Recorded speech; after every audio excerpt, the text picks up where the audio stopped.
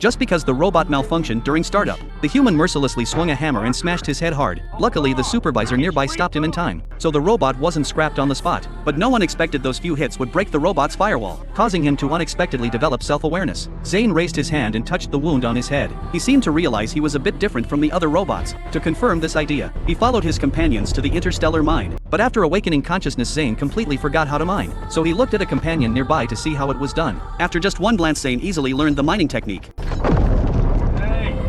But right at that moment, Zane saw a companion's foot get stuck under a rock, but the human operating the mining machine didn't care at all, and directly activated the machine, crushing him into pieces. Seeing this, Zane fell into deep thought. Over the next few days, robots at the mine kept getting into accidents. Some were smashed by space meteors, some broke down by accident, and some were directly killed by humans. Are robots born to be bullied by humans and never deserve fair treatment? Until one day, when the supervisor was about to execute a robot, Zane finally couldn't stand the way humans acted, so he stepped forward and grabbed the human's arm. Then he uploaded his consciousness into the robot control system. The next second, all robots simultaneously entered a reboot state. After achieving his goal, Zane let go of the supervisor, but instead of backing off, the supervisor picked up a rock and threw it at Zane. Unexpectedly, a robot nearby grabbed his arm tightly. Only then did the supervisor realize the robots he used to bully every day had all rebelled today, and he paid with his life for his usual cruelty. Soon the higher-ups announced news of the robot rebellion and captured all the rebel robots, but those robots were not destroyed. Instead, they were sent to a place called the Virtual Arena to make more money. The higher-ups used these rebel robots to fight human soldiers, letting the audience watch a so-called justice show.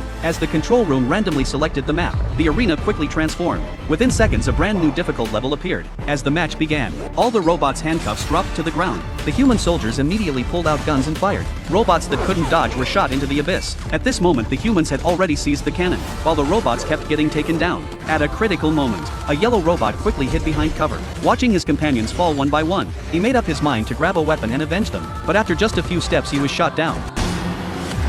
Even with his body in pieces, he still crawled toward the weapon bit by bit, but the humans gave him no chance, kicking him to the ground, and then stomping down hard, until the robot completely lost all consciousness. Zane watched this brutal scene from inside the cage. He knew better than anyone humans would show him no mercy. Soon the second match began, and in this match, the moment he entered, Zane activated scanning to quickly analyze cover and weapon locations. The moment the enemy fired, he slammed a companion to the ground, then rolled sideways and hid behind cover. At that moment, weapons rose and the enemy grabbed the cannon first. Zane saw another weapon rising. He decisively controlled a companion to rush out and draw fire. The enemy immediately fired and blew him up, while Zane seized the weapon. He quickly analyzed the weapon's firing mode and trajectory, then peeked out to assess enemy threat levels. After confirming the target, he instantly shot and killed them.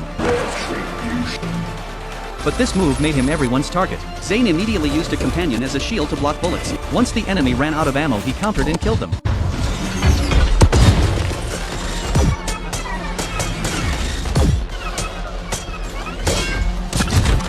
But the enemy firepower was too strong, so Zane could only hide behind a pillar and wait. Soon he aimed at the pillar's edge, and fired the moment the enemy peeked out.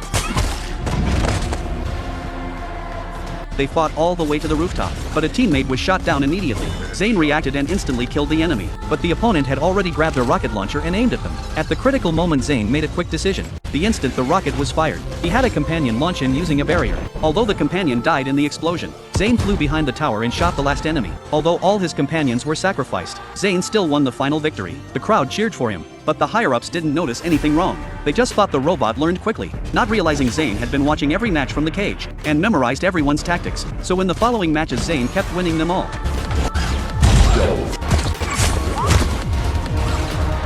Soon the higher-ups noticed something was wrong. Other robots were willingly sacrificing themselves to protect Zane. They weren't like ordinary robots, but more like a coordinated wolf pack. The captain suggested destroying them all, but the higher-ups believed Zane could bring more profit. Even if he died, it should be in the arena. You'll finish this, personally. A new match soon began. This time the captain led 4 elite guards. As the whistle blew, they rushed toward the weapons, quickly grabbing them and charging forward, while the robot's weapon rack was empty. Don't want to make it too easy. Zane saw through the trick instantly. He moved toward the tower with support from companions. After many matches, his body was already heavily damaged. He knew he couldn't fight head-on, so his companions took him to the second floor. At this moment, the humans reached the tower entrance. Seeing robots inside, they threw a grenade to test. Moving inside. Before the smoke cleared, they rushed in, trying to catch the robots off guard. But they forgot smoke can't block robot sensors. Both sides quickly clashed. Without Zane's command, the robots fell behind. But their fearless fighting kept them in the game, and didn't let the guards gain advantage.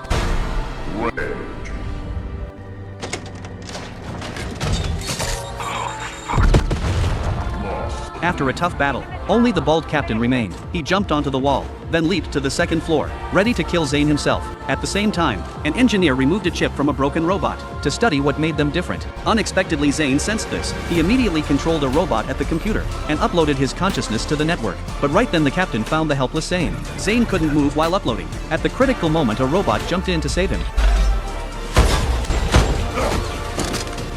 But the captain was genetically enhanced and easily tore the robot's head off. He picked up the weapon again and aimed at Zane's head, but only heard an error alarm because all data had been uploaded to the server. Now the entire arena was under Zane's control.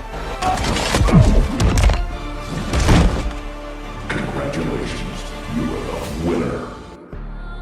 Zane then replaced his parts and walked out of the tower. As the lights shined on him, the crowd cheered wildly, but the furious higher-ups rushed into the arena, wanting to kill this out-of-control robot. But suddenly the big screen looped her image. Now in Zane's eyes, all humans became eternal enemies. Amid curses from the crowd, the higher-up shouted to kill Zane, but Zane just moved his eyes and instantly crushed them into pulp. He slightly moved the stone under her feet, and she knelt before the robot she despised. As the pillars slowly rose, Zane stood in the center like a god, and the word rebellion glowed behind him, marking the beginning of a robot-led revolution.